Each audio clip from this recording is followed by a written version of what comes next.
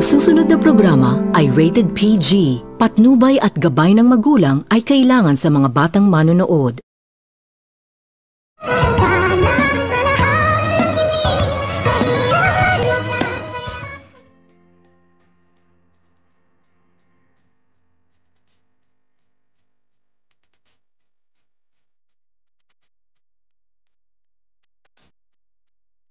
Labis-labis nitong ikinatuwa ni Moira nang kanyang makikita na nagdoorbell sa kanilang gate itong si Eric, kung kaya't dali-dali naman din itong binuksan ni Moira itong si Eric at agad nitong pinatuloy ni Moira si Eric. Ngunit gulat na gulat naman din itong si Moira nang bigla na lamang nitong sampalin ni Eric itong si Moira, kung kaya't agad naman din itong tinanong ni Moira itong si Eric kung ano umano ang kasalanan nito, at dito agad naman din itong sinabihan ni Eric itong si Moira na si Eric umano ang dahilan kung bakit umano nakakalabas si Moira, dahil si Eric umano ang tumutulong nito na makapagpiyansa, ngunit nagkamali pala umano itong si Eric dahil kawawa umano ang kapatid nito. Dahil siya umano ang nadidiin, kung kaya't agad naman din itong sinabihan ni Moira itong si Eric kung sino ba umano ang kapatid nito, kung bakit umano nito sinusumbat ni Eric sa kanya na hindi naman umano nito kilala ni Moira ang kapatid ni Eric. Kung kaya't hindi na nito napigilan pa ni Eric ang kanyang sarili at agad nitong sinabihan ni Eric itong si Moira na kapatid umano nito ni Eric itong si Dr. Carlos.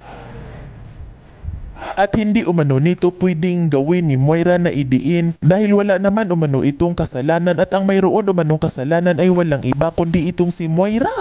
Kung kaya't napanganga itong si Moira habang hawak-hawak nito ni Moira ang kanyang pisngi na nakatikim sa sampal ni Eric, at hindi nito alam ni Moira kung ano ang kanyang sasabihin kay Eric, kung kaya't agad naman din itong pinagsabihan ni Eric itong si Moira na wag na umano nitong uulitin pa ni Moira na idiin umano itong si Dr. Carlos dahil makakalaban umano nito ni Moira itong si Eric. Kung kaya't agad naman din itong sinabihan ni Moira itong si Eric na ano na umano ang gagawin ni Moira kung sino umano ang ididiin nito, na wala naman umano itong naiisip itong si Moira, at totoo naman umano nitong kasabot ni Moira itong si Dr. Carlos. At dito agad naman din itong sinabihan ni Eric itong si Moira na hindi umano siya naniniwala na kasabot umano ang kanyang kapatid na itong si Eric sa mga nangyayari kay Don Pipi, dahil alam umano nito ni Eric na magkaibigan umano itong si Don Pipi at itong si Dr. Carlos. Kung kaya't agad naman din itong sinabihan ni Moira itong si Eric kung bakit umano ito nagpadalos-dalos at nanampal pa umano ito agad.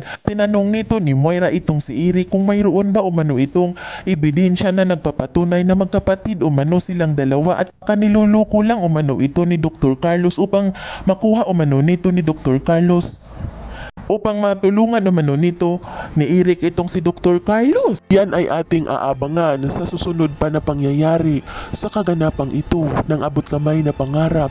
Huwag mong kalimutang isubscribe at i-hit ang notification bell ng aking channel